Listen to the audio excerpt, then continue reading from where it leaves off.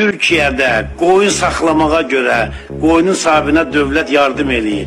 Avropada dana saxladığına görə dana saxlayana dövlət yardım eləyir. Azərbaycanda uşaq saxladığına görə valideynə siz yardım eləmirsiniz. Bu fermerdən söhbət getmir. Söhbət qoyun saxlamağa görə o adama dövlətin göstərdiyi qayğıdan gedir. Siz isə uşaq saxlamağa görə vətəndaşlara qayğı göstərmirsiniz.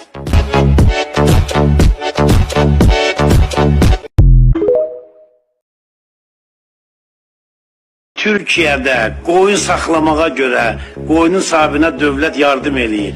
Avropada dana saxladığına görə dana saxlayana dövlət yardım eləyir. Azərbaycanda uşaq saxladığına görə valideynə siz yardım eləmirsiniz. Bu fermerdən söhbət getmir. Söhbət qoyun saxlamağa görə o adama dövlətin göstərdiyi qayğıdan gedir. Siz isə uşaq saxlamağa görə vətəndaşlara qayğı göstərmirsiniz.